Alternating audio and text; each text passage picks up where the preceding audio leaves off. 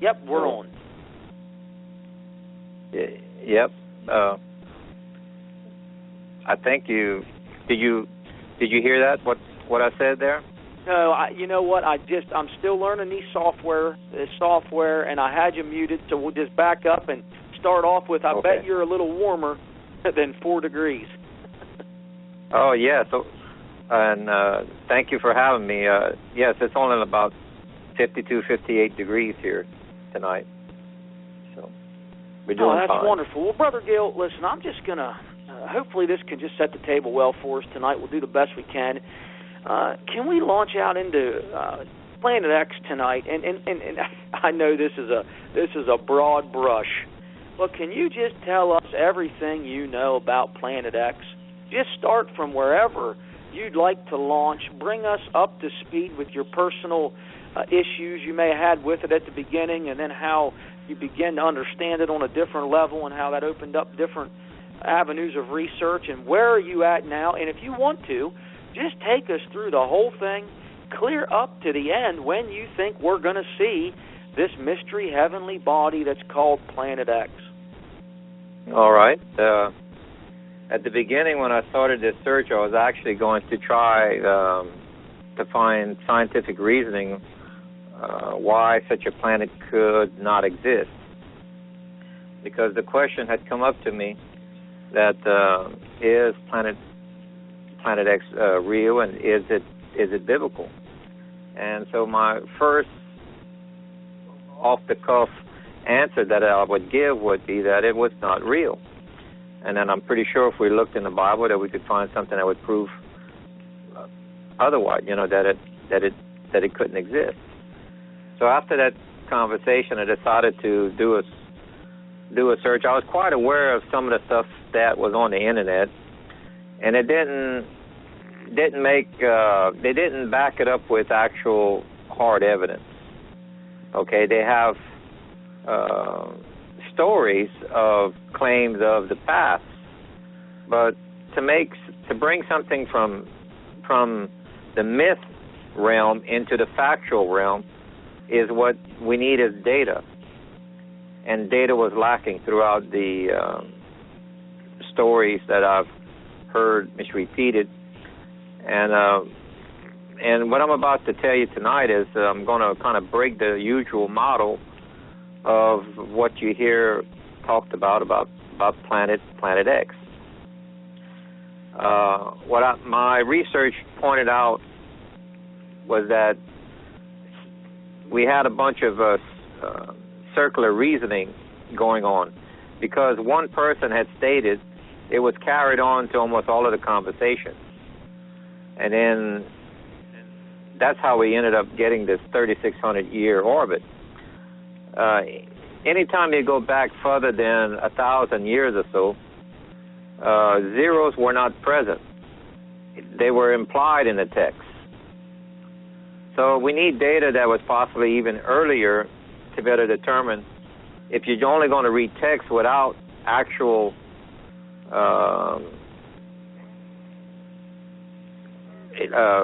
data that gives you multiple comments on where it was seen, time and date and location, country, even elevation or level of brightness, all of the criteria we need to plot a segment of its orbit to see if it follows planetary physics or Kepler's laws of motion.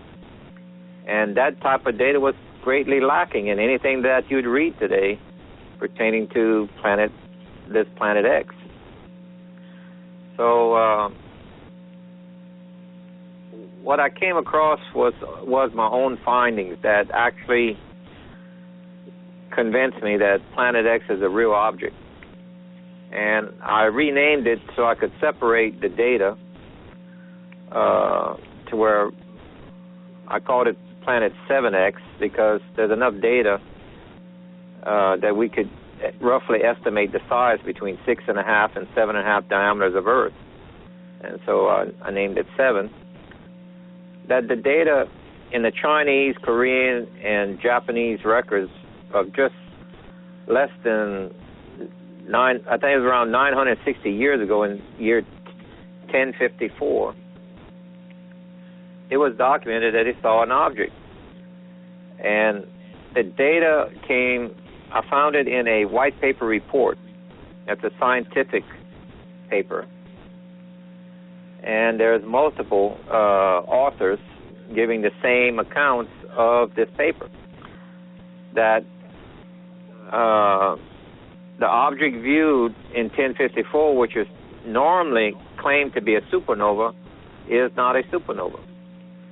This object, when they went back and reviewed the Chinese text, says that it was moving from constellation to constellation, and that they surmised that the supernova was several months earlier, and that this object was a new unidentified object, what I would classify as a NEO, a near-Earth object. Well, the data that they put forth in this paper was, I would say, so detailed that we can bring the information into the laboratory, make a model, put it in the software, put our place and time according to what they had said, and see if it follows Kepler's laws of planetary motion and the laws that govern the universe that follows the software model. And when we did that, we came out with a startling find that the object that was viewed in 1054 was on Earth's planetary plane, and that it crosses Earth's path twice. It enters around the position of August 29th. It circles the sun, and it exits in the month of March, otherwise known as the month of Passover. And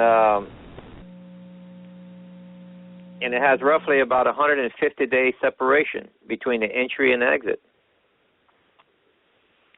Well, those points match biblical records of Noah's flood, the incidents that happened in Noah's flood 150 days apart between the time the rain started, which is the collapsing of the canopy of water, which I believe the canopy was collapsed by a meteor shower, and 150 days where the earth stayed flooded for that whole period. And at 150 days, Noah makes the claim that the water started to recede and that there was a great wind that came over. That great wind is from the impact blast of a much bigger comet that made the Gulf of Mexico, that knocked off about 71% of Earth's crust, for the water to recede into the void, and that crust ended up coalescing into our moon. Our moon is the exact volume of the missing crust that we have on Earth. And at that same time, the Himalayas were raised, and that's why we have the Himalayas in an arc shape, a semicircle shape, because the pressure wave that bounces off the core and comes back up will have that imprint of a circular shape, and that's why it was lifted up in seconds. It didn't take thousands of years. It was lifted up in seconds. And we have a practical model that can prove this out. And we can walk through the Bible. I think I was able to list about 19 incidents that correlate to our model in the Bible, 18 to 19 different times that it's come by in the past. And all of these models, plus the two reports pertaining to the Chinese event in 1054, plus two scientific papers that talk about the orbits of comets being warped by unknown gravity in our universe, as well as the actual contact, I call it instrument contact, of Pioneer and Voyager probes from NASA. the biblical references of 19 and all of these 6 incidences, all point to the same area of space, which is Sagittarius, on the ecliptic. And there's 88 constellations.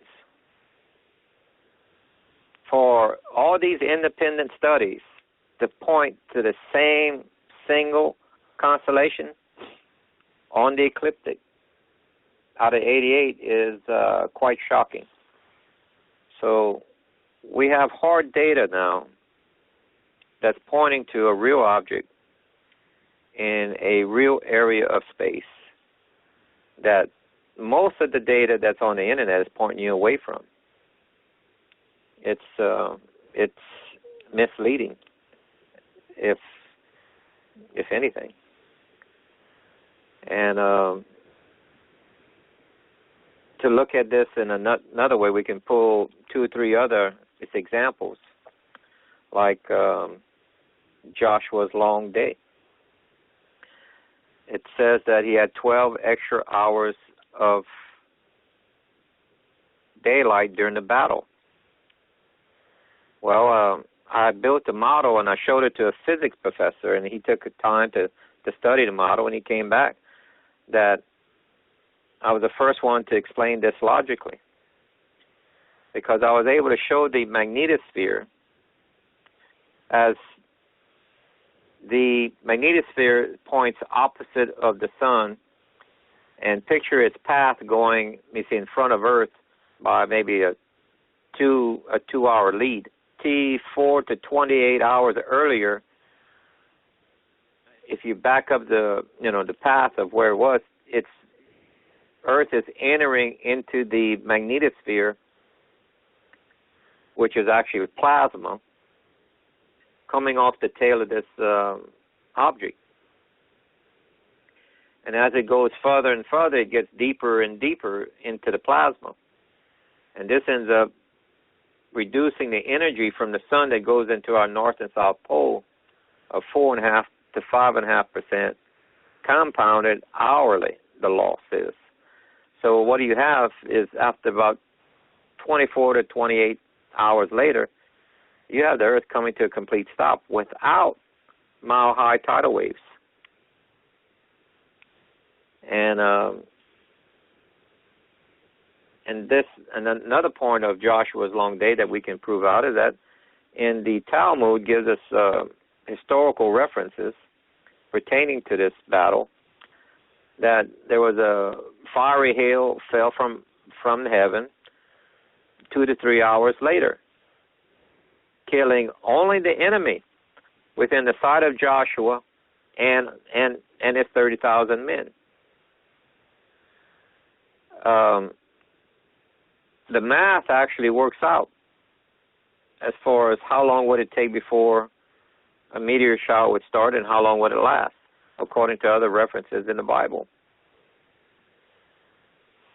And again, that was quite a shock to see a model. Remember, when we can take a phenomena of this type, bring it into the laboratory and show a model, and that shows that these events are repeatable in a model, and shows that it didn't violate any of the known laws we have in our universe, and it proves it out.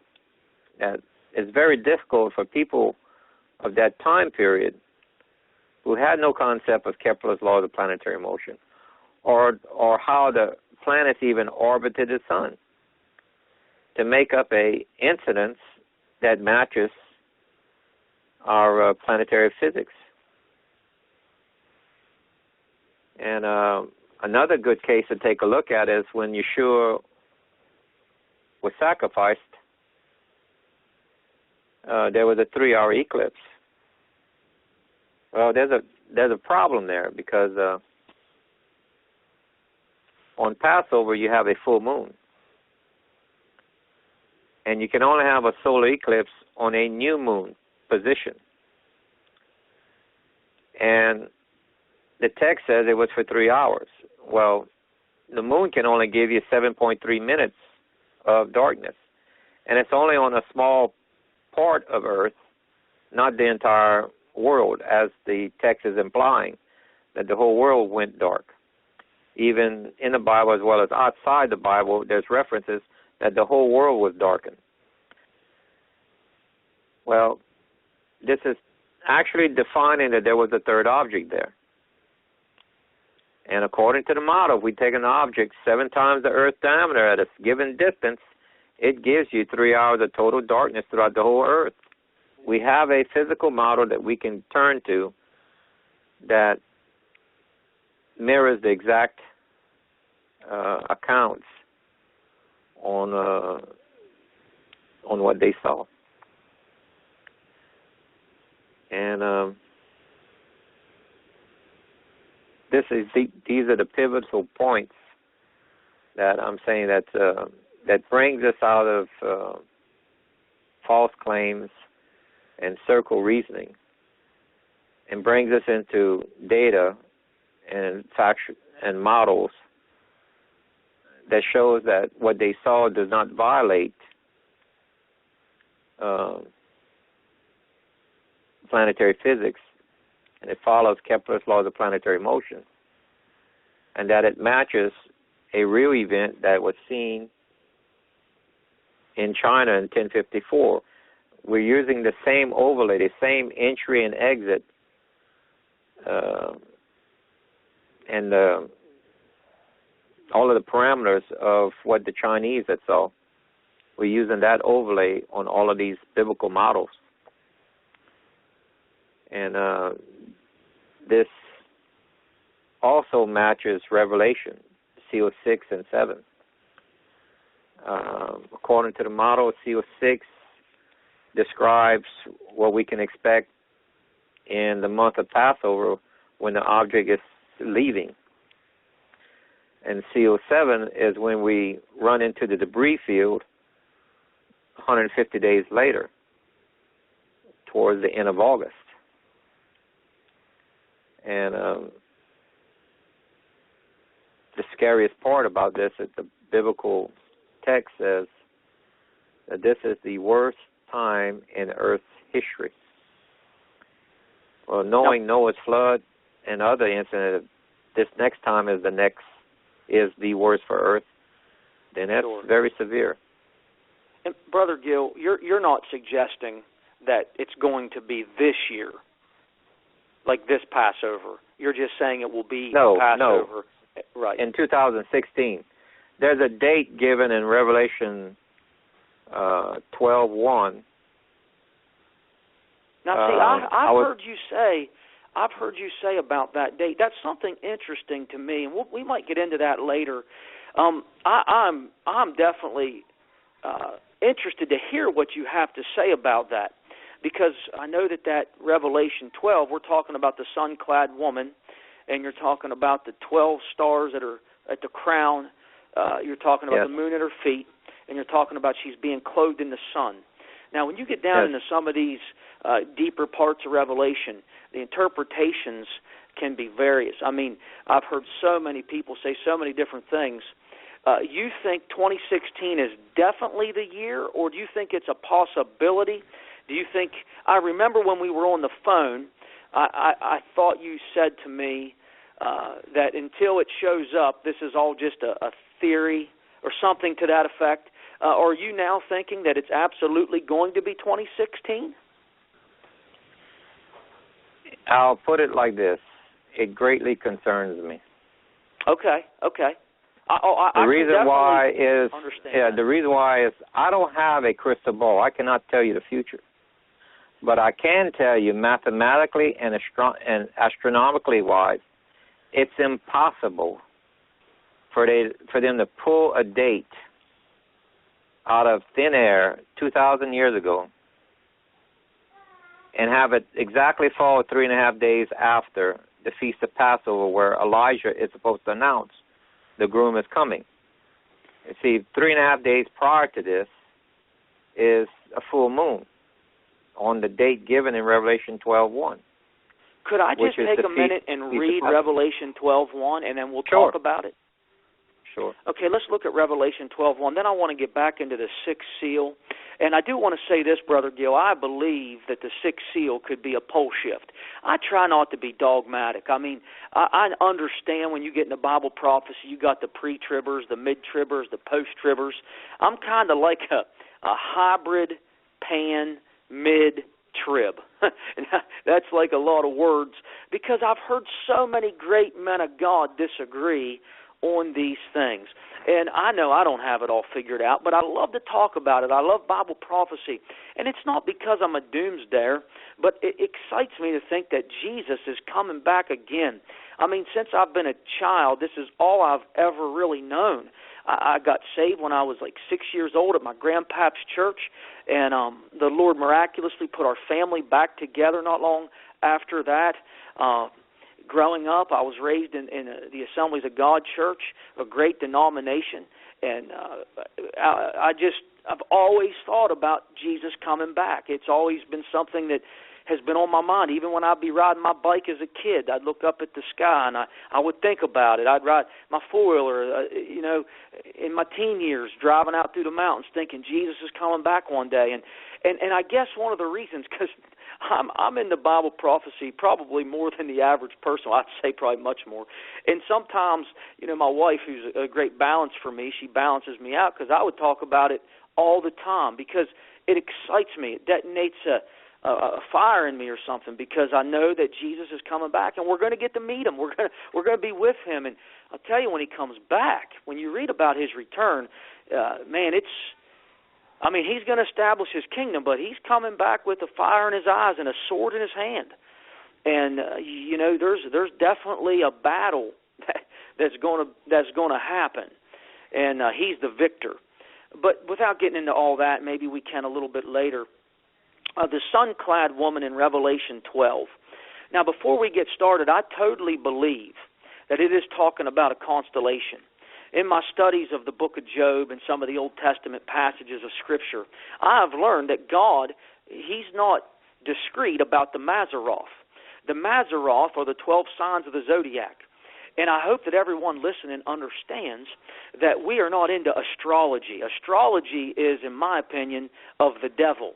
Astrology is when you look at the newspaper, you look at the horoscopes, you look at the stars for your answers in a way that's apart from your faith and your trust in Jesus Christ. Because the Bible says specifically in Genesis chapter 1, I think it's verse 14, that God put the lights in the sky for signs. So God designed the stars to be for signs. And I've heard it said, and I concur, that we can read the Bible if we only knew how to interpret the stars in the sky. In other words, God wrote the Scripture, God wrote the Gospel, God wrote the story in the stars, but we just can't interpret. And I believe that the planets, which are moving three different ways, we are rotating, we are moving around the sun, revolving, and we are also moving through our galaxy. So there's a tri-movement there.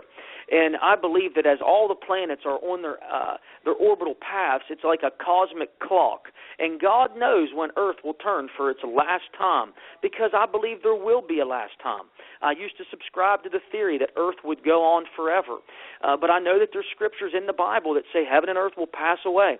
I think now, more than ever, that the new Earth is actually a new planet, that this Earth will probably completely be destroyed. I know there's scriptures that people go back and forth, and that's why I don't like to argue with people. I know there's people who try to argue different things with me. I'm really not a confrontational person, which if you hear me preach, you wouldn't think that. I preach, and there's a boldness there when I'm working and functioning in that gift that thank God by His grace He's given me, and anything good I can do, I give glory to God, and I want that to be my true heart always. But when I'm just one-on-one, sometimes I might be the quietest one around the campfire, But I think as we get going forward here, I don't want to get too far off on a rabbit trail. I really don't. As we get going forward here with the sun-clad woman, I'm going to just rein it back in. I want to read out of Revelation chapter 12, and then let's talk about this, because I do believe it's a constellation, back to my original point. And we're not getting into astrology here. But again, Genesis chapter 1, the lights are in the sky for signs, for seasons. I think it says even for days and years. They're markers. They're how God communicates certain message with humanity. I do believe that these 4 blood moons, I believe that they are significant. I'm not predicting anything. I'm not predicting any year or any date or any time. But I do know this, Brother Gil. There are a lot of strong, sound men of God that are looking to this fall. One of them is very close to me that's saying, listen, he's not setting a time or date, but he's saying, I'd be prayed up this September.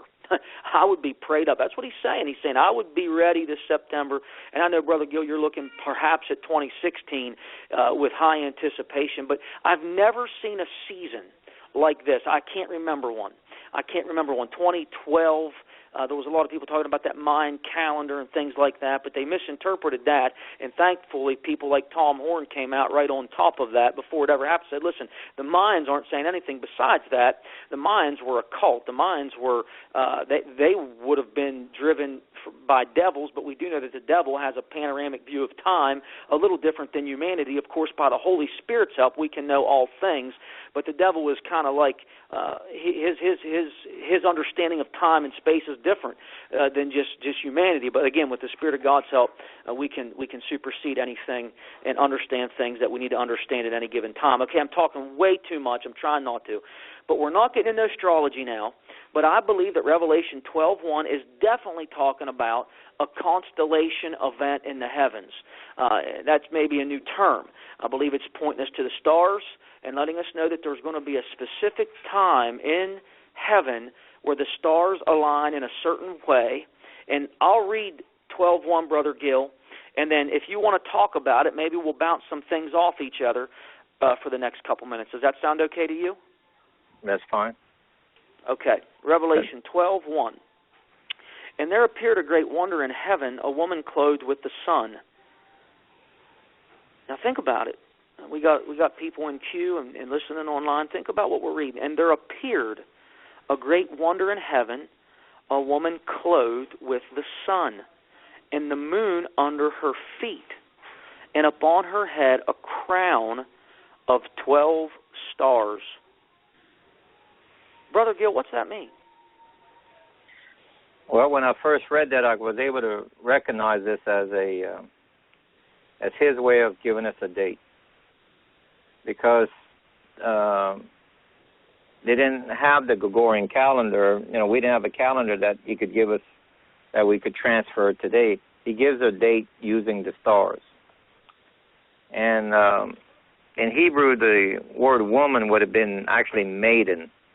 That's where it's often assumed as a virgin, but it actually means maiden on the Mesorot, on the Hebrew version of the zodiac. Just like you were saying earlier, we're not supposed to use the stars or the zodiac pertaining to our day-to-day lives. And the zodiac uses the daytime skies, where the constellations are behind the sun. And you can only use charts or software to be able to read that. It's not viewed by everybody. Only a few people that wishes to use the software, the charts, for the purpose of the occult or using it as a zodiac. The biblical clearly gives us and defines, use it as a nighttime sky. If he's going to give you a sign in the heavens, it's going to be in the nighttime as far as a date. That way anybody can see it. So it says the great sign was seen in heaven. And the word sun there, since we don't have a let me see,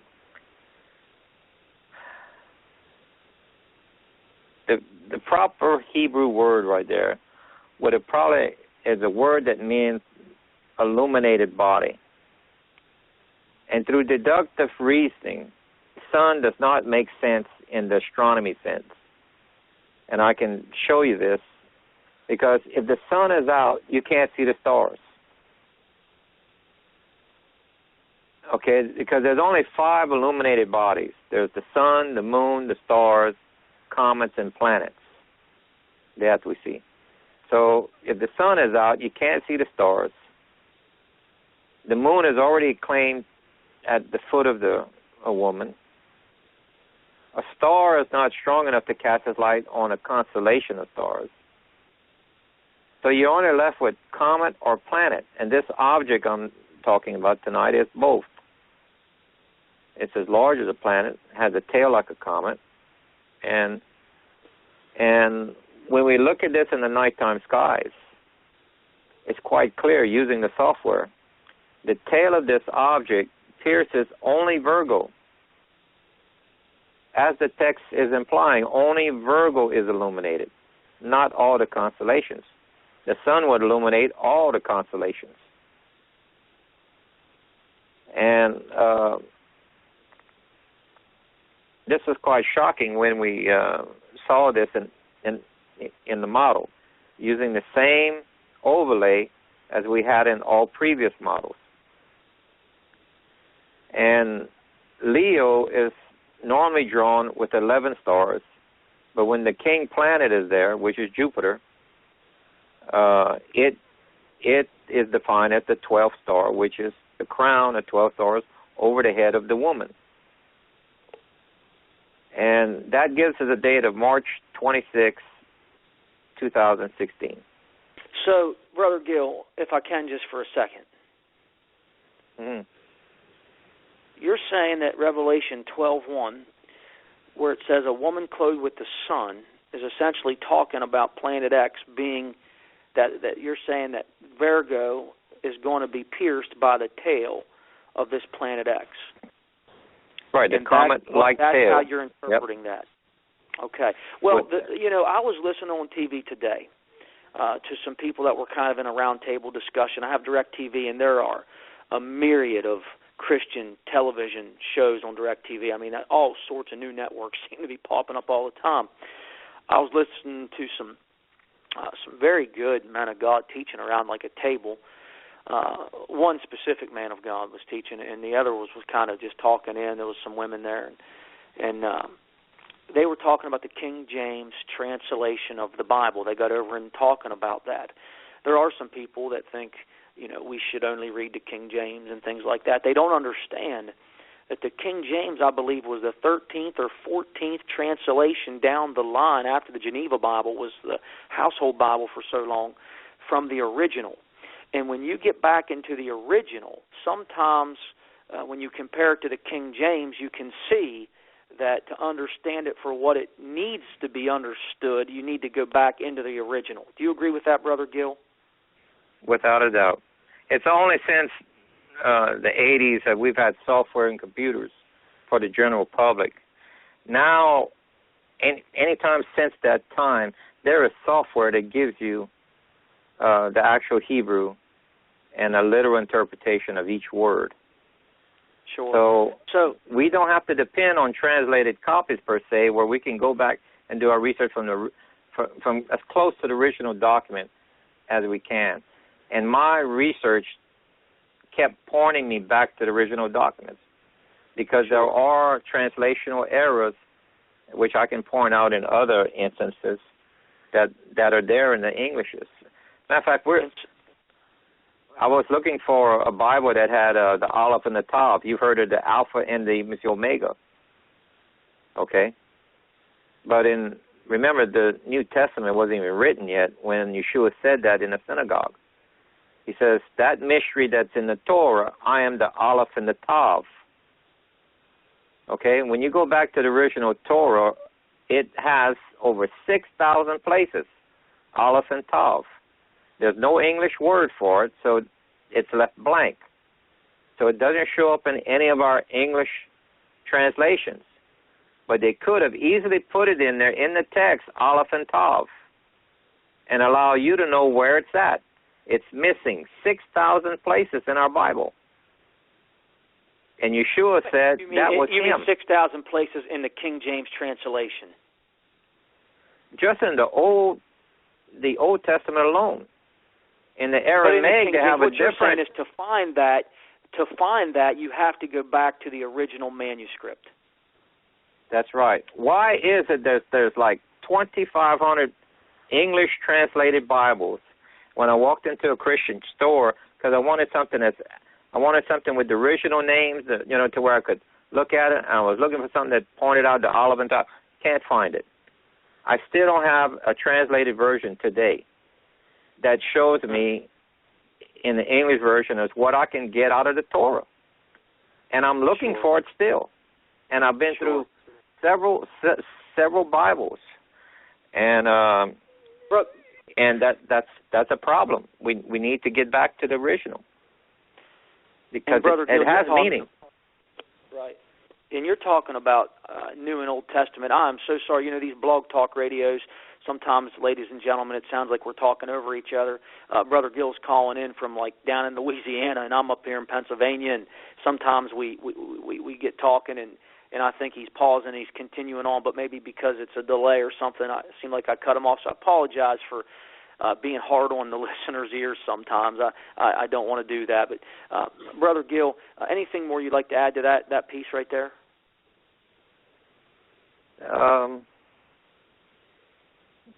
Well, I mean, there's some people that's saying the September version, which is the daytime skies. Oh, okay. I just meant the translation. So now we're going to get back into the sun-clad. No, it's fine. Okay. Right. Yeah. Well, let's go back into that sun-clad woman, and then we're coming up on the top of the hour. We'll take a little break, and then when we kick back over, maybe I'll ask you one or two more questions, and we'll see where we go in the next hour. But now, ladies and gentlemen, if you're tuning in right now, this is blogtalkradio.com/interstellar realities. We are Christians. We are born-again Christian believers, and we're talking about things that we believe are relevant to Bible prophecy. Of course, when you get into the study of eschatology, you branch out into all sorts of arenas that people have disagreement on, and when we bring guests on the show, they're expressing their heart, their theories, their interpretation of the Scriptures, and sometimes we agree on everything, and sometimes we might not agree on anything. I don't know, but it's fun to talk about. It gets the gears in the mind working, and we should be reading the book of Revelation right now. We should be studying Bible prophecy. I just know on a very, let's get back into the sun-clad woman. See, Brother Gil, once I start down there, I'll go on these rabbit trails. You got to help rein me in here, all right? All right. All right, let's go back into the sun-clad woman, and let's look. And It says in Revelation 12:1, and there appeared a great wonder in heaven, a woman clothed with the sun and the moon under her feet, and upon her head a crown of 12 stars. Now, Brother Gil, we've already talked about that a little bit. Let's just go back into it now. We've definitely built the case that's talking about a constellation. Now, one more thing, we talked about the translations. The reason we got over into the translations is because you say that when the Bible says sun in that verse, it's talking about an illuminary. Let's just pick it up right there, and then let's finish off your thoughts about the verse and the date that you think this constellation alignment is going to take place. Yeah, well, like I said earlier, its tail, it's illuminated body, what it would have been in Hebrew, and then you have to use deductive reasoning to understand which one it is. So it leaves us with only two choices, comet or planet, and this object is both. And the tail of this object, according to the model, pierces only Virgo, as the text is specifically saying. The woman clothed with this object only, not Leo, not any of the other objects. So the light has to be like a beam, only shining on Virgo, and that's exactly what the model is showing. So it matches that detail, and I'm quite aware there's some people right now that are not aware of the full meaning when they're picking out the September, which is exactly 6 months later. That's why, to be able to see Virgo, you're looking at the daytime size. Okay. And that is the occult. What you're referring to there is there's a video on YouTube right now, and it's really, really blowing up, I think. And there's a gentleman, I believe he's English, and he's talking about the sun-clad woman constellation taking place September the 17th, 2016 or 2017. And that's what. And you're saying that they're 6 months off, that this event's going to happen in the skies much earlier than that. There's multiple videos trying to carry this, and through my findings, which I was not aware of this when I started this research, my knowledge of the Bible has expanded tremendously. The terms of Hebrew words, the customs of the Hebrew, you have to get in the mindset as well as know some of these words to be able to understand, like if a Greek person does not have Hebrew concept or is not a Hebrew translating it to Greek, you will have mistranslations. Okay? Always. That's one of the problems of having someone translate documents who is not the original author. We have multiple videos out there representing September. Turn away from that. That is the occult. They're doing it without knowing it. Remember how the Bible says clarify that. People are doing wickedness? You're not specifically saying that these individuals are into the occult. You're just saying that they don't even understand their own research and what it's linked to. Exactly. It's no different. It's no different than a person grabbing a Ouija board, looking for their fortune, not knowing that they're doing the occult. They're doing it without knowing it. I understand. So what you're saying is there's some ignorance involved with some of these reports. Yes. Okay. Yes. Okay. Remember remember how the Scripture says, "My people are destroyed for lack of knowledge." Sure. Not lack of faith, not lack of religion, lack of knowledge. Sure. Yeah. Emphasize it. Yeah, there's no doubt about it, Brother Gil, and we come under great criticism often about some of the things we research, some of the things that we talk about. I've tried just not to. I try not to take it personal because I know that sometimes our understandings are different. I try to be mindful of that, and sometimes I learn even from my biggest critics. I'll learn their vantage points, and I'll have to back up and say, maybe they have a point with this, or maybe they have a point with that, and maybe I could say things a little different or not come across as so. Sometimes when I preach, I get so passionate that I think I sound a lot more mad or something than I am. And if I'm mad at anything, I'm mad at the devil. If I'm mad at anyone, I'm mad at not the person or not the people, but I'm mad at what the enemy's doing. So sometimes even your critics can help you, even if they're wrong about something. Maybe they'll get your mind working and you can think about others, and it'll bring a better rounded ideology in your heart. Yeah. And open you up to different things that you need to see. But I was gonna ask you one more thing, if I can. Did you have anything else to add? Well, let's go back to this date, Brother Gil. Let's go back to this date. So when you see Revelation 12:1, I'm in total agreement with the fact that it's a constellation, it's some alignment in the heavens, and you're saying that because it's the nighttime sky. It says a woman clothed with the sun. You wouldn't necessarily see. Well, you don't see the sun in the nighttime sky. So you're saying that this is alluding to Planet X and the tail-piercing Virgo, the Virgin. And you say that this constellation, of course, it also says the moon's going to be at her feet, and the 12 stars are not only talking about stars. If I'm remembering the things I've researched, it's talking about planets as well. Is that correct? The 12 stars there is also including planets. Yeah, we can also verify this in multiple ways in the Scripture too. That we're talking about the month of March. Okay. Because think of this like a train on a track. The tracks are laid down and they don't change. The train may arrive at different times or late or early, but it doesn't jump track. That's the same thing with the orbit of an object. It's on a set path. This object right now, according to all of these models, we have, remember, verified data from the Chinese, Asian astronomers. This object comes in at the end of March, circles the sun, and exits in March. It comes in the end of August, circles the sun, and exits in March. And you're drawing that conclusion from your data that you have researched from the Chinese and other records that you've pulled out from places that you've dug into around the world. And the models correct? in the Bible. Yes. Okay, even better.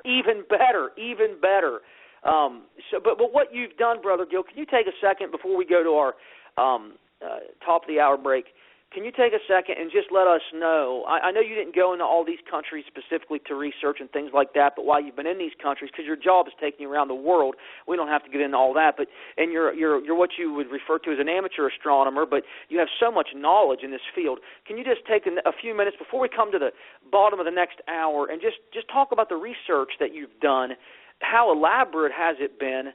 And in the next hour, maybe what we'll do is we'll walk through the scriptures, and you can talk about the places that you believe you found Planet X actually showing up in the Bible. Now, you're one of the many people that have went down that road. And again, we're going to have some guests here soon on our show that's going to talk more about it. Doug Elwell, author of Planet X and the Sign of the Coming of the Son of Man. Doug Elwell claims that the sign of the coming of the Son of Man is going to be Planet X.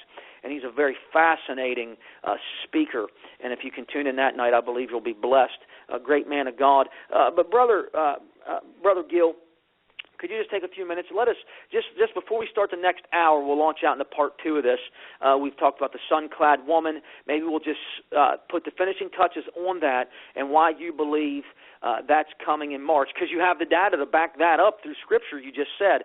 But let's just take a second as we're getting ready to go to our break and just talk a little bit about the research that you've done. I know that's switching gears a little bit. When we come back from the break, we'll finish up some of the loose ends with the sun-clad woman. Then maybe we'll walk down through the Word of God together and talk about Planet X in the Bible. All right. So you want me to start from the beginning? Yeah, just the research. We got here, let's see, we've got about 7 minutes to break. Let's go 6 minutes, and then we'll take the break and come back. Well, I've already touched on the information with the Chinese, which was a breakthrough. We actually have hard data, which is what formed the segment of its orbit. Now, that overlay mirrors the instances in Noah's flood. And then when we look beyond Noah's flood, we look at, let's see here, looking at the Tower of Babel for the next event. We have additional data that point that ancient text which is outside the Bible, referring to this incident, said that the top of the tower was burned, the base was sunken in the sand, which is, you can imagine as it being liquefaction. When the earth is shaken in sand and soil, it sinks. And you can go to Google Earth and go to where the old Babylon used to be, look a little bit south of that, where the first kingdom was, and you see a square in the sand where it looks like a moat around it, where it holds water now, where Zizzarat used to be. The Tower of Babel used to be there. It's destroyed, where it only has the middle section left, and you can see where it sank into the sand, exactly like these ancient texts are saying. And I believe the tower, the upper portion of the tower that was burned by meteor hits. And this was during the same time as Sodom and Gomorrah. They were just done in two different areas of different countries. Sodom and Gomorrah was near the southern part of the Dead Sea. And you can see how when they were walking to safety, one of the first towns were destroyed, and Lot's wife had looked back, and then the second town was destroyed. Well, if you have a air burst that's close to the ground, it has the capabilities to vaporize people and things.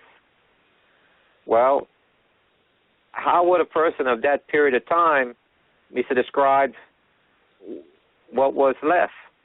If if they would have seen her shadow on a wall or on a rock, the perfect outline of her, but she's vaporized, they would say that God turned it to a pillar of salt. Because if you look at the text, it's not God that says that he turned it to pillar. It's man's description of what of the aftermath of that she would turn to a pillar of salt. We can see the same instances in Japan, where people were vaporized and their shadow was left on the wall, multiple places, still today. And this mirrors that particular incident. Then after that, you go about 223 years later, you have the Joseph of Egypt, the 7 years of plenty and 7 years of famine. About midway of the famine, you get 3.5 years of famine coming in and 3.5 years of famine going out. About midway of its trip around the sun is where the 7-year drought happened. And through the Nibiru disk in Germany, it proves out that Earth actually tilted and is showing an eclipse of the sun with the moon to the right of it. The moon was not involved. And from the latitude of Germany, you cannot see the constellation of Orion, which is shown on the disk in March. Because we can tell it's March because of the constellations that it's framed in. Earth had to tilt 26 to 28 degrees for the people of Germany to see the constellation of Orion in March. This is the same time period, the exact time period. We can put a year and a date when this event happened in Egypt pertaining to Joseph. And that was in 1793 B.C.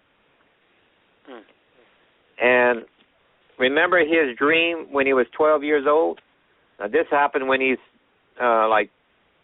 almost 40 or so years old. But when he was 12, he had a dream where the stars bowed to him, the sun and the moon and the 12 stars. Well, the Nibiru disk proves it that it literally bowed to him when he was in his 40s, whenever this thing passed. Isn't that something? The stars because actually bowed. Yes. When this thing passed, you got the 7 years of famine. That's when all that took place, correct? Exactly. Midway of the 7-year famine is when this thing is when the tilt to that earth happened. He had a dream when he was a boy that would happen. And that dream, you see the same terminology in Joseph's dream as you see in Revelation 12:1, don't you? The same kind of terminology, the sun, the moon, and the stars. Oh, it's actually the exact comment from the viewpoint of Earth. Remember, the Earth is tilting, but what is the viewpoint of a person on it? It looks like the stars are bowing to him. Isn't that something? Well, Brother Gil, if that's okay with you now, we'll take our top of the hour break. It's 11 o'clock here Eastern Standard Time. We're coming at you live from deep in the mountains of western Pennsylvania, and we're talking about Planet X and how it pertains to Bible prophecy. We're on with Brother Gil Broussard. We're going to take our top of the hour break. When we come back, we'll talk about whether or not Planet X is a comet or a planet. We'll talk a little bit about NASA, and we'll talk about Dr. Robert Harrington, perhaps. And if you don't know who that is, Google him, YouTube him. You will see one of the heads of the United States Naval Observatory. Now, listen, that's no Johnny-come-lately position. That's one of the heads of the United States Naval Observatory back in the late 70s, I believe it was. You can see the interview. He actually diagrammed and drew this whole Planet X scenario out. And he took technology down to Australia to try to find Planet X. This was a very high pedigree scientist with the United States Navy, and he got with Zachariah Stitchin, and maybe we'll get into some of the Stitchin's things, and I know Brother Gil Broussard would disagree with them on their points. I'm just saying that there are other people that have brought this information out. Why all of a sudden did NASA just cut it off? Washington Post ran an article in 1983 about this mystery planet. All of a sudden it went dark, and now it's starting to leak back out in the mainstream news. Could it be because we're getting closer to the arrival of Planet X, which I believe very strongly could bring about the sixth seal that you read about in Revelation chapter 6. This is Interstellar Realities Radio. Thank you for the Chinese data. We decided we were looking to see if NASA knew about it or not. And so there was news reports all the way up to 1992 that prior to that there was publications that they sent the Pioneer and Voyager probe looking for this 10th planet, as they would call it, Planet X. And in the software models, whenever we turned the path that Voyager and Pioneer probes took to see if there was confirmation, well, we found out that they sent the probes in the same area of space, the same constellation. And it showed basically that their instruments on these satellites made instrument contact with this object in 1992. And that's when NASA went silent on it. And the following, that was December of 1992. Somewhere in the following year, Dr. Harrington published his paper on Planet X, on where he thought it was, and he died 2 to 3 months after his paper was published. Kind of mysterious on his death also. And so you can clearly see in the articles that was printed prior to 1992 that they were looking for this object. And the models tell us that they were aware of it. Now, they had 8 years before it would come within optical telescope sight, which was around year 2000. They had 8 years to figure out how to block it. And there's a picture of them building what's called a solar sail in the mid-1990s, but there's no record of them launching it. A solar sail deploys like an umbrella. It's attached to a satellite, and it opens up as large as half of a football field. Now, there's nothing strategic about this piece of equipment. So they built it, but they didn't make it public that they launched it. Either they launched it in secret, or it was never sent up. And if it was never sent up, then I find it strange that they built it. So, but this object would have been exactly what you would need to block our view from optical telescopes we see on Earth. And I personally believe that's why we can't see it today, because there's nothing that's confirmed today from what I've seen and from what I've actually looked with my own telescopes that gives us any verification of visual confirmation.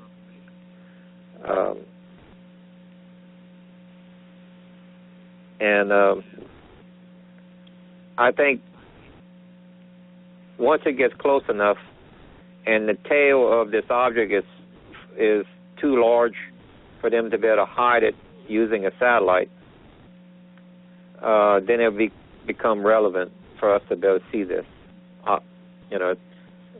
We will see a comet-like object. Right.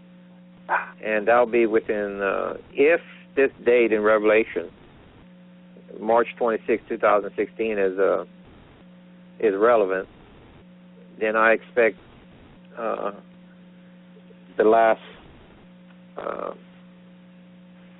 9 months prior that it would be the comet tail would be too large for them to spot somewhere around that range.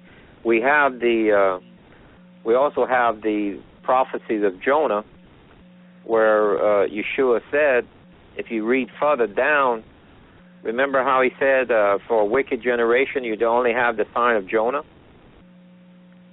And he was at first referred to the whale.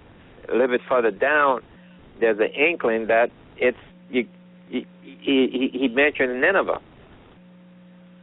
Well, he was 3 days away from Nineveh as far as when the whale spit him back out. He had to travel 3 more days to better get to Nineveh. And remember the second part of his story, there's only 2 pages to his story. The second one was when Jonah was in Nineveh, and he says, in 40 days your doom comes. You should repent. Well, the model clearly shows us in 40 days you have a clear view of this from earth. And what's interesting is what's not being said during Jonah's time. He didn't commit one miracle. He walked into a town and said, repent. Yet the entire town did, including the king, with no miracles. Because the people of the town saw very strange signs.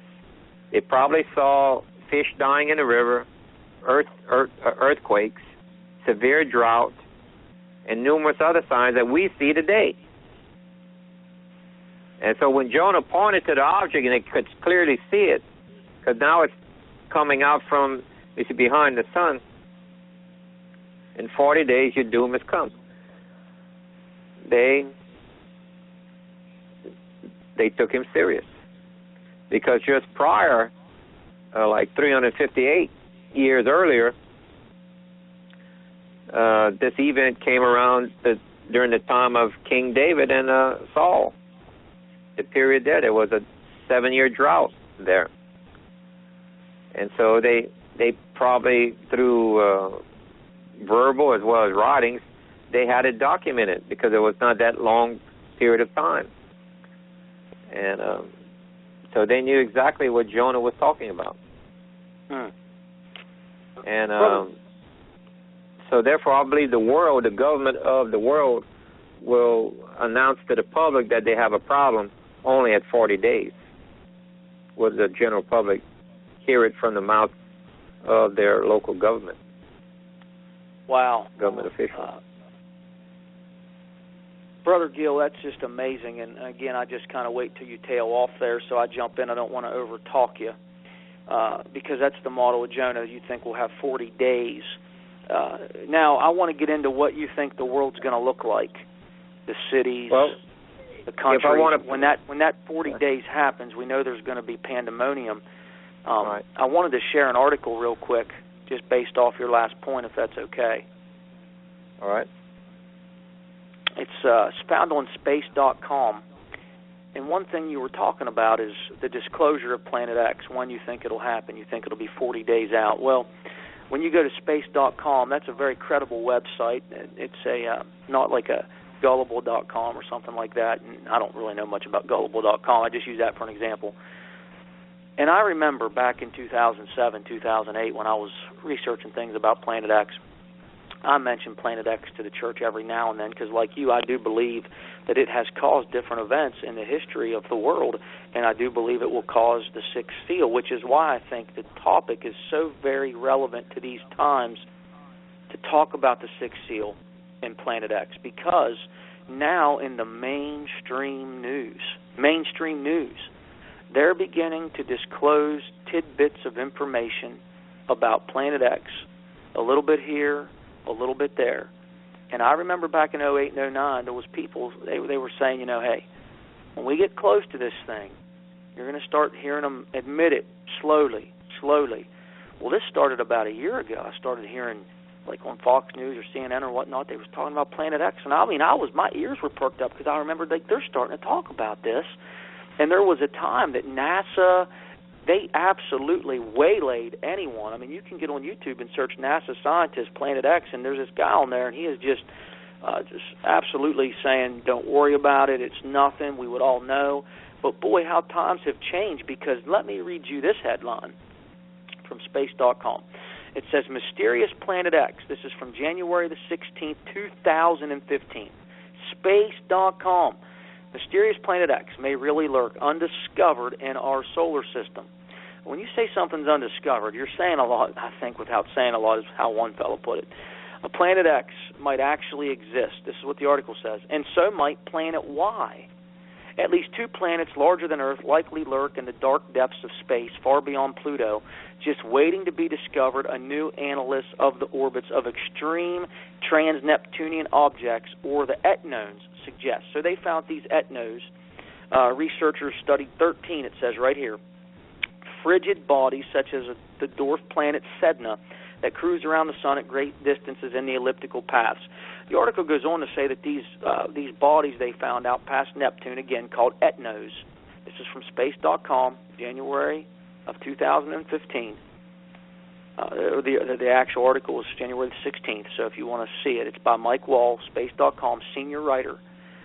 These etnos were being disturbed, and it caught the eyes of these scientists, and they say the reason is because these planets are out there, Planet X, maybe Planet Y. And it goes on to talk about some different things concerning these planets, and I'm going to tell you something. If my suspicion's correct, you're going to continually hear more and more of these kind of articles coming out in the mainstream until they finally say, hey, we found it, even though a lot of people believe they've always known that it's there. What do you think, Brother Gil? Oh, without a doubt, they're going to condition the public to where they slowly adapt to the idea, to where there's not a panic. But when it comes to 40 days, shortly after that, there'll be a panic because it's steadily increasing in size as it's approaching us. And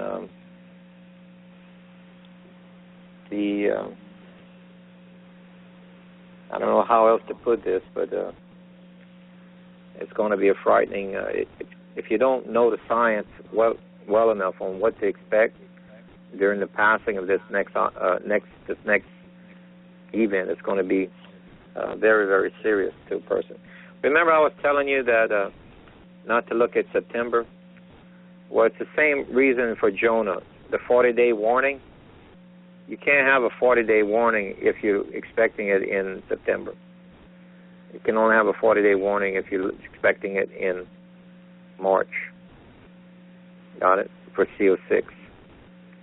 It has to pass close to Earth to give us the circumstances listed in CO6.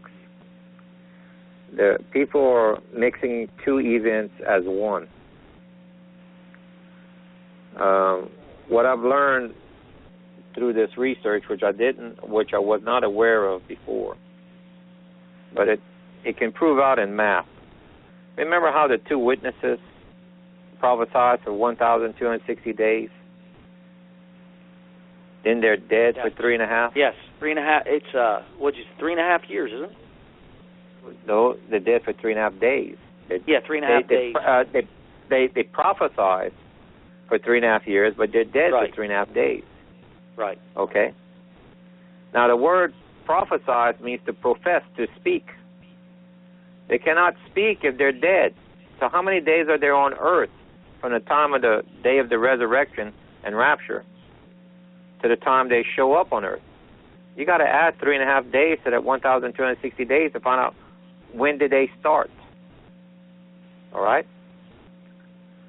So there's a 3.5 day difference in what most people put on their charts.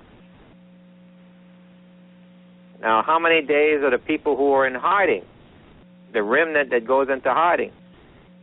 It says they're only in hiding 1,260 days. Then they're raptured. So if you were to draw a single date, pick a random date, and put the 2 prophets being dead for 3.5, and then they're resurrected, and then the living who are in hiding raptured, remember it said the dead are first, then the living. And you draw these scales backwards in time, you find out that the two prophets are on earth before the remnant goes into hiding by 3.5 days. People didn't do the math correctly, you see? Well, guess what? If you take this March 26th that's given in Revelation 12:1 and plotted out, go 3.5 days earlier from that point, you get a full moon. Full moon is the Feast of Passover. And what are the Hebrews practicing? Which is called a mikra, a rehearsal. They rehearse at Feast of Passover. They set an empty plate and a chair for Elijah. They make a crack at the door to allow him in, and they wait each Feast of Passover as they practice for him to show up and have a meal with them, which is the Feast of Passover, announcing the groom is coming.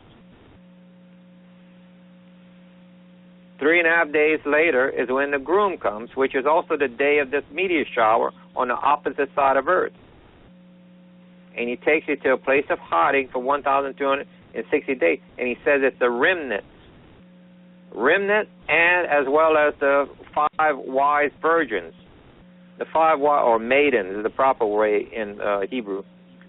Those 5 wise maidens are the bridesmaids because they had the lamps. In the customs of the Hebrew wedding, there was no street lights, and the groom would come in the mid of night to pick up his wife. But before he'd go pick it up, he'd have a messenger sent to announce to the father-in-law, say, don't attack me.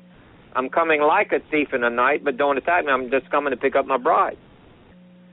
It was a custom that was taught to them.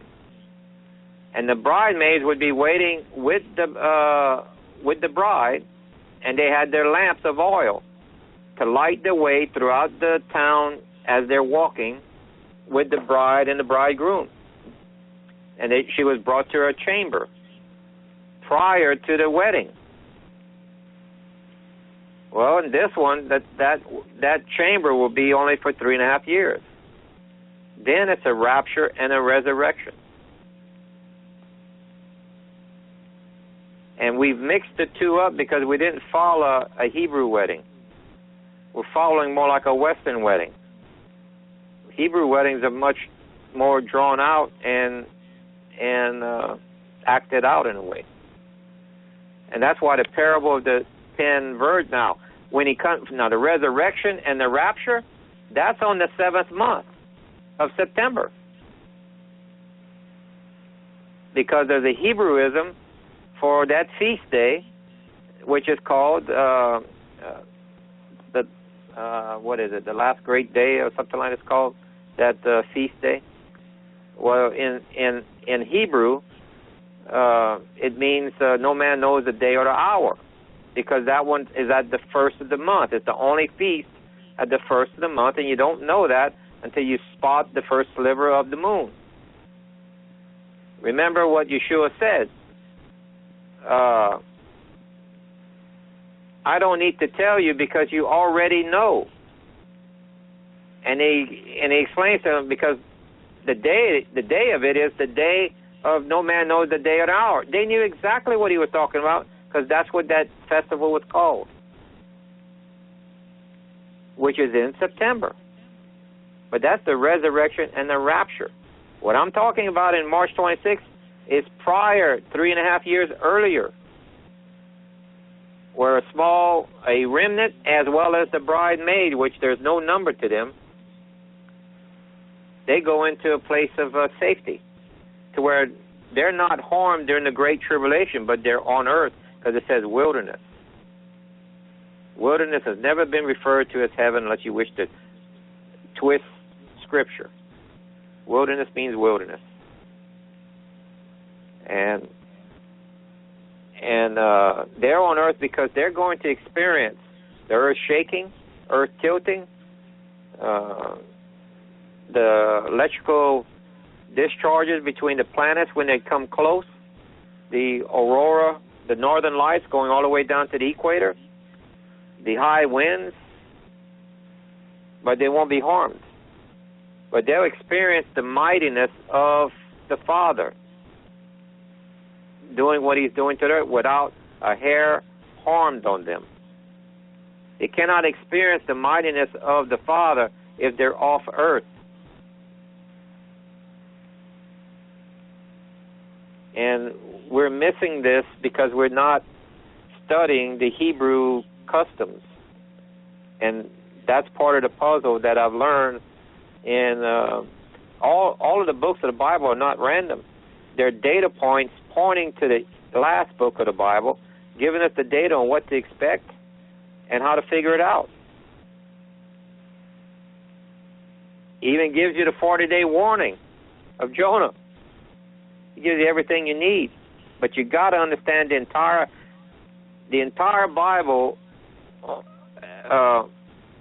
on the biblical science level. Remember, he says, my people die of lack of knowledge. You got to fulfill that blank with knowledge to better survive this. What to expect and the timing and the whole nine. He's telling us exactly when.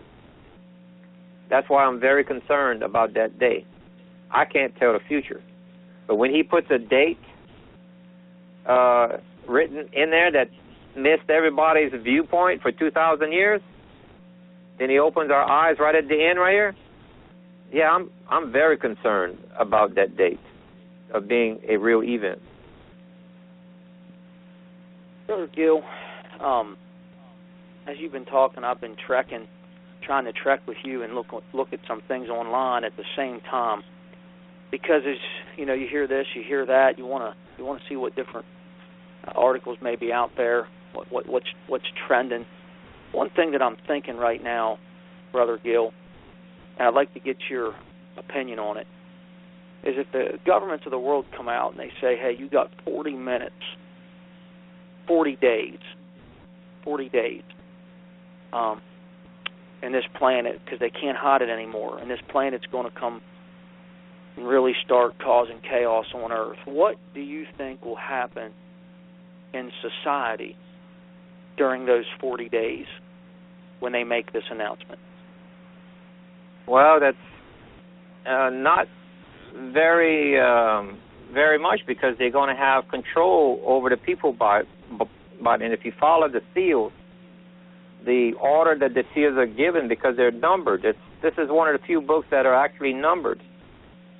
And I would say that the Almighty, knows his numbering system. If he gives us 1, 2, 3, it doesn't mean 4 comes before 3. If he numbered it, it means that that's exactly the order that is going to be fulfilled. And if we remember how we've been clearly taught that you use the Old Testament to interpret the New, and the New is confirmed in the Old, and so on and so on? Sure. You got to turn to the Old Testament to understand the 7 seals, because there's an overlay that's taking place, a shadow picture. All of the rabbis, okay, no matter what group they are, there's different groups, they have certain books that we don't have access to, especially one called the Book of Genealogy. Goes all the way from Adam to now. They know what year it is. They publicly proclaimed at the Wailing Wall that on March of 2001 was the beginning of Jacob's trouble, and it was also the beginning of 6001. Now talk about that, Brother Gil. Let's hone in right there. So the Jewish rabbis believed.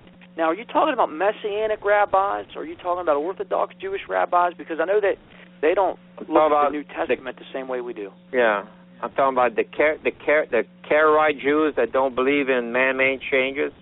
I'm talking about the Orthodox. There's several groups of Judaism. They have the same problem as Christianity. They got splintered groups.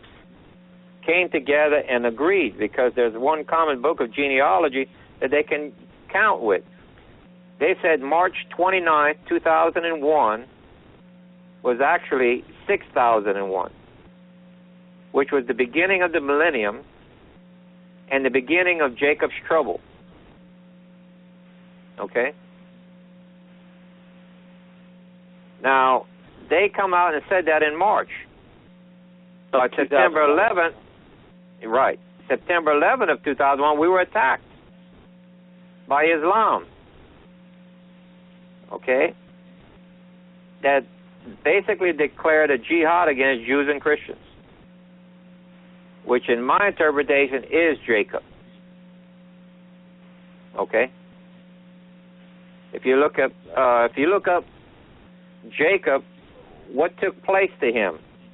If you want to know what Jacob's trouble is, go read Jacob, the book, the story of Jacob, and you find that, remember how when he went work for a relative, he had to work 7 years to get his first bride. But his bride, he was tricked. He didn't know anything about her, and he was tricked into this marriage. Sure. Well, 6001 was a Sabbath year. That's the end of a count of a seventh. That's the seventh year. Well, you got to. So a contract doesn't start until the next year. So 6000 year 2002 in March, you start counting. You count the next 7 years. And guess what? In 2008, we had a president that was elected that we knew nothing about, that some people called him a Messiah. Sure. Kind of like a marriage that we didn't know anything about, if you want to call it that. Now, if we go 7 more years later, that puts it this 2015 is a Shemitah, is a 7th year. The following year is a Jubilee year. 2016 is a Jubilee year starting in March. It is the custom of the Hebrews that the Messiah will return on a beginning of a Jubilee. It is stated in the text that when Israel was reformed, that generation that saw Israel formed would not die out, right, till all is fulfilled. Well, if you take a look in let me see, in Psalms, Psalm says that generation is 70 or 80. Well, if you take into account a bar mitzvah at age 12, when they're accountable for, they're able to give testimony to what they see at age 12. Well, in 1947, it was declared on paper. 1948 was when it was an actual nation. You take 1947 and add 12 to it, and look at this. For the Jubilee, they're roughly 82 years old. And then if you count straight numbers without age 12, you're looking at 70, exactly 70 years. We cannot go to the next Jubilee. This generation will be dead. Now, Steve, if you remember earlier that I mentioned about the Nibiru disc, how it gave us the exact date, year, and month of Joseph when this incident happened? That is very, very interesting to me. When you said we cannot go to the next Jubilee, can you key in on that just for a second? Yes, because it is prophecy given to us by Yeshua. It says, it's in the gospel, it says, this generation will not die out until all is fulfilled. That is the Holocaust generation. They will not die out. That generation will not die out, but all is fulfilled. We cannot go to another Jubilee because the Messiah has to return on the beginning of a Jubilee, which will be Passover, around the Feast of Passover. Remember, Elijah announces he's coming. 3.5 days later, he comes, mid of night. And that night will be 12 hours longer. That's why the wise versions have 2 portions of oil. The foolish have one portion. The wise have two portions. Because that night will be 12 hours longer. Because a portion of all is supposed to last the entire night, which is normally 12. And the groom comes mid of night, not midnight, mid of night. And that night's going to be 24 hours. He comes exactly after the first 12 hours are finished. Well, the foolish versions run out of oil. They got to go back to town to buy. The wise are trimming their wick and refilling their lamps. And you read the text, that's when he comes. And only the wise make it to the place of safety. We're fixing to have an open book test, and many will fail because they do not understand how the entire Bible fits together. Gives you all the information of the knowledge you need to make it to the place of safety. For 3.5 years, you'll be in that place of safety. Then the resurrection and the rapture, which will be on the 7th month. Okay? And I'm hoping that this makes sense to you, what I'm pointing out. Because mathematically, they could not have guessed that date 2,000 years ago. It's impossible. You need a decimal places of between 4 to 6 zeros. You know? No, it's absolutely interesting, and it's stuff that you can listen to. Like I say, I've listened to a lot of different interviews. One that I've listened to from frontwards to the end, probably, I don't know how many different times, but I've been in and out of the interviews with Brother Augusto Perez, Brother Augusto Perez is supposed to be coming on to this show in March. I got to set a date up with him. But I like to hear you explain your theory on this and things that I can't maybe take in right now. I can just go back and listen to, because you can archive this, MP3 it. We're going to upload this to YouTube. We've got a few shows set to get uploaded to YouTube, and this is going to be one of them. And I appreciate you taking the time to explain these things, because you have put a huge amount of research into the Planet X subject. I can't take it all in one setting, but I go back over it, listen to it some more, and then read Revelation, and then, of course, think about what you say and how it fits in the Revelation. And that's just how researchers do things. You see, what's interesting, the Hebrews count the male as the unit of a family. Remember the 144,000, the bride? They're from the tribe of Israel. It states what tribe they are from. But that's counting only the males. If you add another 3.5, counting the wives and the children, if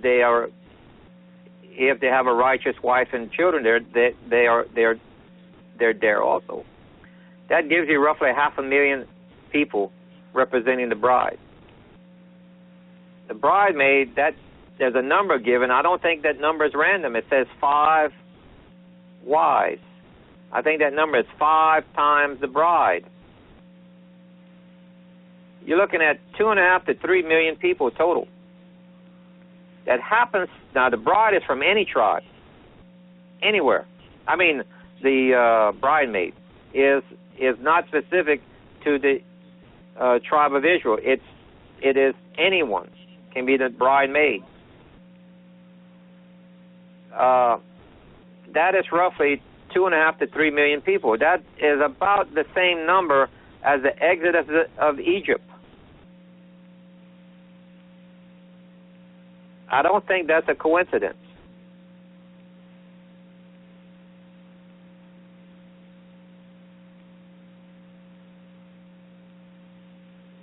Well, hello. Yes, we're here.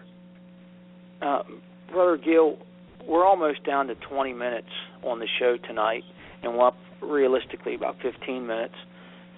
I think it's been very informative. We really stayed on the topic tonight, really, for the most part, from beginning to end.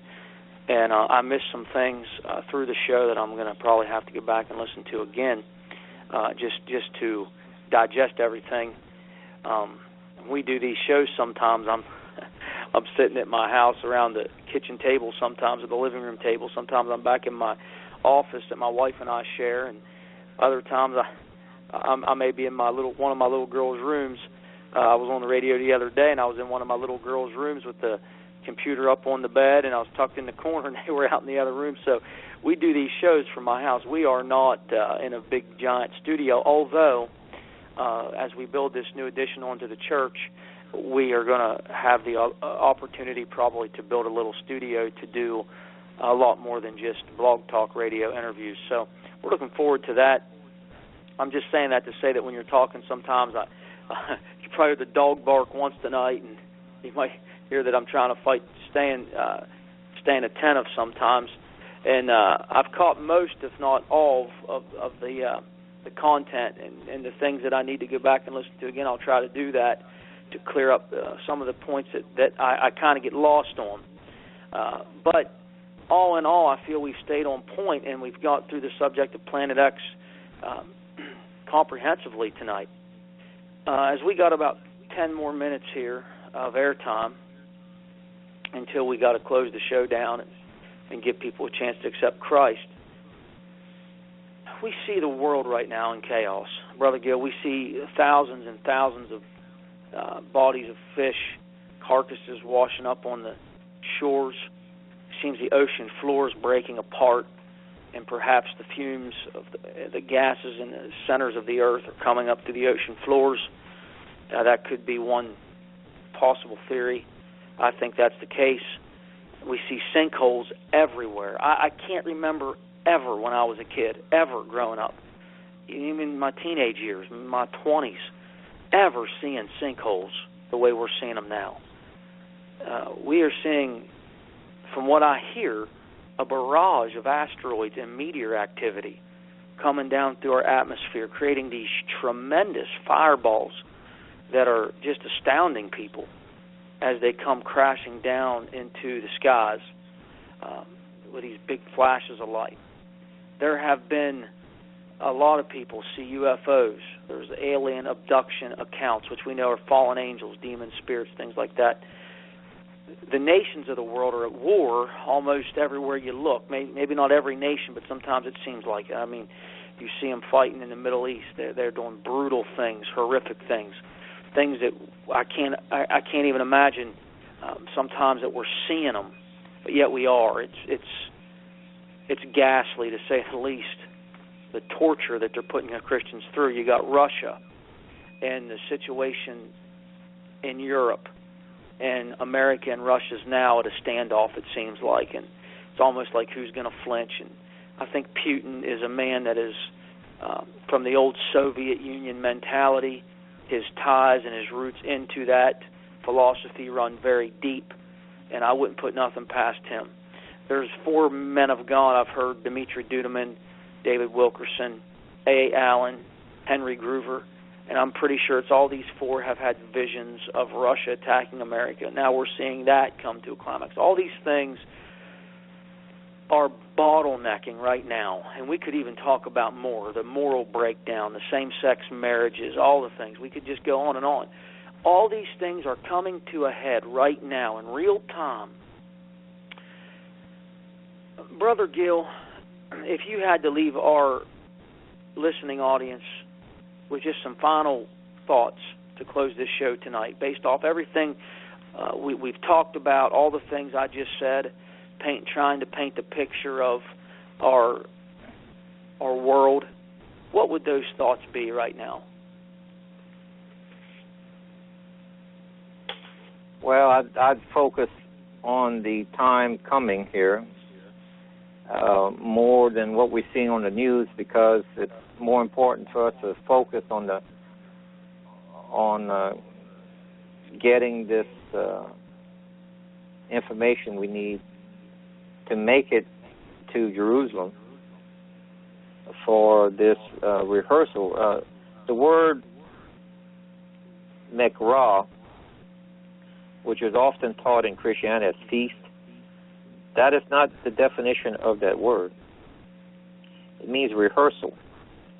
Remember how the Hebrews had to go to Jerusalem each year for Passover? That's why there were so many there for the Passover when Yeshua was being sacrificed. Because they were doing a Mekrah, they were able to recognize that he was the Messiah. Okay? There was a group that recognized it because they were fulfilling the Mekrah and what he did. Well, he said you will practice these precepts forever. These Mekrahs, where you understand the meaning. There is a Mekrah coming up for the Feast of Passover where you're required to be in Jerusalem.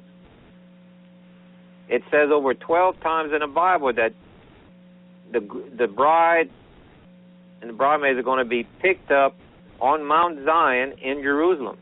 That's where the meeting place is. Don't forsake the rehearsals that he's telling us to keep forever.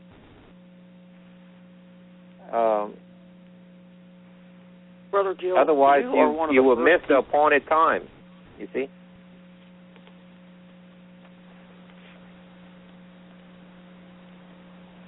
Brother Gil, you are one of the first people that I have ever heard, talk about the significance of the believers going to Jerusalem when these events begin to take place. I don't know if I've ever heard that before. It's so interesting to me. It comes by learning.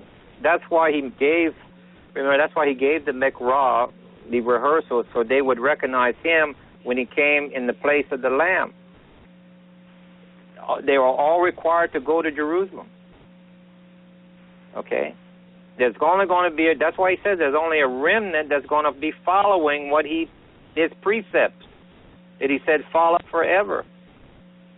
So you're saying essentially, if you don't go to Jerusalem when you see these things start to happen, that you're going to miss the rapture? No, this is not a rapture. You're going to miss the taking away into the wilderness. Rapture refers off the earth. That's not what it says. Got you. Don't overlook the word wilderness. That's a key emphasis. And of course, you're talking about in the book of Revelation where it talks about the dragon, I believe, spews out a flood, and the earth opens up and swallows the flood to protect those people that are in the wilderness. Exactly. This is our sign. When we see this sign, when you see in December, when you have Hanukkah, you look up in the heavens, you see a lineup taking place. This comet-like object is going to be on the ecliptic right outside of Sagittarius. Above it is called Job's coffin. It's like a fist with a finger pointing. It's going to be pointing to this object, and it's going to be making a dance underneath the thing 3 times. It's going to pass underneath. Each time it passes underneath there, it's a week that pertains to the feast of the Hebrews. The last feast that it circles underneath this is Hanukkah, Feast of Lights.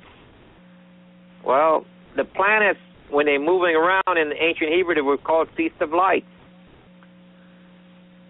That's your signal. When you see that, you order your ticket to be there in Jerusalem around January, because. So you're saying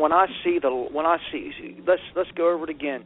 I need to stay off this computer. I was just on our chat line, and I was asking them on our chat line while you were talking if there were any questions. I know we have only a few minutes, but now when you're saying when I see the lights, when I see the sign of the planet X in the sky, that's what you're saying. That's the trigger point. Under Job's coffin, which is the modern name for that is Delphinius, but it's like a hand with a finger pointing. When you see it underneath, that's your sign. This object is real. Be in Jerusalem for around January, because we can count. Remember, it says if you make it through the 1,390 days, count yourself lucky. Well, you're we talking can about count the end where of the book of Daniel when it talks about the 2 different sets of days, right? If you make it to that last set, we can count on a calendar today 1,260 days from this date and say that's the day of resurrection. But guess what? After the second cataclysm that happens 150 days later, Earth's days are changed to 364 days, I believe. No, 360. Yeah, 364. As it was in Enoch. I think it was Enoch. Wasn't it him? Yeah, the book of Enoch, he gives a calendar year of 364 days, I believe it is. That has never happened in the history of our earth, but it's fixing to. Therefore, we'll lose count, and we won't know the day or the hour. But today, we can count it on the calendar. So you count backwards 1,390 days, you end up where, what? That's the peace agreement, around January 11th, where it's a forced covenant with Israel. It was forced to move the 450,000 Jews on the West Bank to this side. Well, if you get there before that peace agreement or that forced covenant, get you an apartment, because there's going to be a shortage of them. There's going to be a shortage of them. And wow. Yeah. Brother Gil, that's so intense. What you're saying is I mean, it's new for me, and it gives me something to really think about. And you really, and I believe we're there at these end times. I mean, we definitely agree on that. I believe Planet X is out there. I totally believe it is going to be used to bring about the sixth seal. Could it be wrong? Sure, but that's my persuasion based off the research and the data, as you like to say, that I've processed. And you're saying that there was going to be a certain point where physically, believers need to get going to Jerusalem. What a thought. We are not ignorant. Yeah, we are not ignorant of his return if we're following his mikraz and his signs in heaven. They're going to be declared. I think the Bible's clear that he doesn't want us to be in the dark, and he doesn't want us to he's not going to come up on us as a thief in the night, the believers, his believers, the ones that's watching, the one that knows what the scriptures say. Right. It's a custom to act like you don't know, but you really do. Mid of week, mid of night. 3.5 days after the Feast of Passover. It's going to be March 26, 2016. Revelation 12:1. So you think 2016 is a date? I will tell you something, Brother Gil, and this is something I've never shared. I might have shared it once or twice. I'm almost certain I've never shared it on the radio ever. About 3 weeks ago, I had two dreams, two dreams. I might have told you about these dreams in a private phone call. The first dream, I was with one of my oldest friends that I've ever had, as far as length of our friendship. And we were in my house, and we walked out of my front door, and it was dark. And whenever it's dark in a dream, it's kind of eerie for me. And I looked up at the moon, and to make a long story short, the moon was hit with a giant asteroid in my dream. And I told my friend, I said, this is it. I could see the dust rising from the moon in my dream. And I said, that's the dust from the moon. I said, the moon was just struck. And in my dream, I got my dad on the phone. And I said, Dad, we don't even have enough time to prepare. I said, we don't even have enough time to prepare. We got to meet now. And I don't know where we were going, but we were definitely going somewhere because we knew things were going to get very chaotic. So I saw that in my dream, and I almost heard the percussion of it, like a poof in my dream. It seems like I almost heard it, but I saw the dust rising off the moon in my dream. You could see it from Earth, and before it happened, though, and this is the part of the dream I don't quite really understand, before the asteroid hit the moon and a star were like dancing in the sky. I know that sounds kind of crazy, but they were dancing. That's how I explained it to my dad. I've told a couple people personally this dream. I don't think I've ever shared it publicly. I think I did it at church, this dream here, the first dream. Now, the second dream, I'm not sure if I have. This was like on a Saturday night. The moon and the star started to dance, and the moon actually kind of looked like a star, then turned into the moon. They were rotating around each other when the asteroid hit the moon and the dust flew off. And then the moon was still shining at the end of my dream, but it was very, very dim. It was still shining, but it had lost so much of its light. Now, I knew that, I really felt that dream was probably spiritual, and I don't spiritualize every dream, but I saw it so clear in my dream, it so startled me. The very next night, I had a dream that I was back in the old place that my wife and I used to live, this trailer, and I was in our bedroom, and my brother-in-law was there, and I was laying out all this research from the old-time reformers. I remember specifically maybe like Jonathan Edwards or George Whitefield, some of the old preachers from the Great Awakening, and a long story short, in that dream, I was trying to tell my brother-in-law that all these things these guys were talking about was all happening in 2016. I actually had that dream a few weeks ago, and that's when you say 2016, I think about that dream when I was, because those men actually pointed to the years of 2012 to 2016. Some of them, when you ran their numbers and their thoughts about the empires and the things that we have seen in the history of the world. So we are in the season. We are in the season. Brother Gil, we got about 5 minutes. Anything you just like to just close with real quick, because we still need 2 minutes to say the sinner's prayer. Well, just to qualify that, remember that Nibiru disc I was telling you about Joseph. If you calculate it back to whenever they entered the land, that gives you 1485 BCE. That's exactly 70 jubilees to this coming jubilee coming in 2016. Exactly. Wow. 70. That fulfills part of Daniel again. We have more math than we've seen in a long time on the lineup. I think so. I think so. Well, Brother Gil, thank you so much for being with us. Well, thank you, and maybe we can do it again if you wish.